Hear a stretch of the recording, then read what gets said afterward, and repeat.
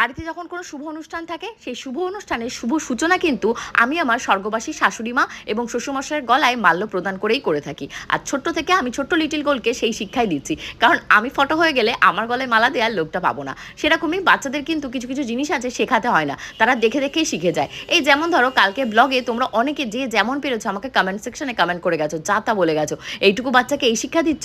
শিক্ষা তোমরা কি রেখেছো? কেন ছোট লিটিল গোল্ড আমাকে কালো বলেছে এবং পূজাকে ফর্সা বলেছে, তাই তোমরা বলছো কালো ফর্সার ভেদাভেদ এখনই শিখিয়ে দিচ্ছ? দেখো, বাচ্চাদের কিছু শেখাতে হয় না। ছোট লিটিল গোল্ড আমার মুখের হাসি, আমার মুখের দুঃখের এক্সপ্রেশন, এগুলো দেখেই বুঝতে পারে মায়ের কথাটা পছন্দ করছে কি করছে না।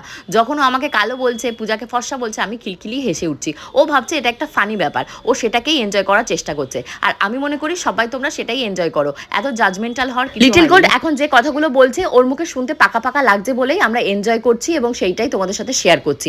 এখানে কিন্তু এরকম ব্যাপার নয় আমি কাউকে ছোট করে দেখাচ্ছি বা কাউকে বড় করে দেখাচ্ছি। মুখটা দেখ, তুই ঠিকই আছে। আয় বস, পুরো অকাল পক্ষ। আরে বস, আয় আয়।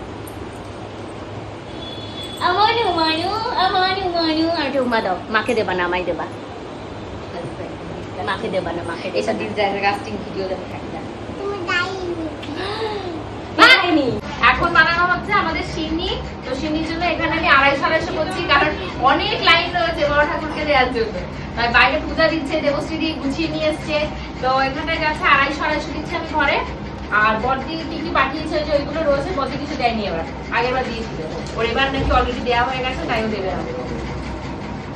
ও চলো আমি এগুলো গুছিয়ে গুছিয়ে দিয়ে নিই।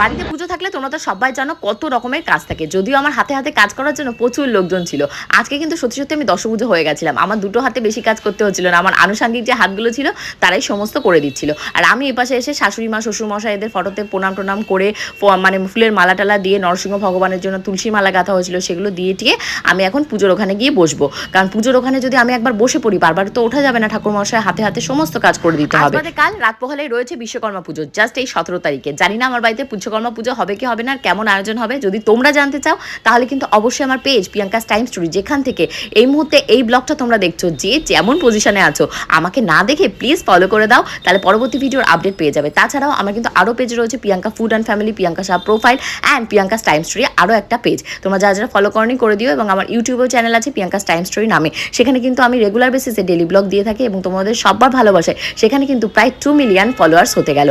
এখন কিন্তু আমি নতুন গণপতিজি নিয়ে এসেছি, তাই তার জন্য দুর্বার মালাটা পরিয়ে দিচ্ছি। কেমন হচ্ছে দুর্বার মালা? আর ঠাকুরমশাই আমাকে বলে গেছে প্রত্যেক বুধবার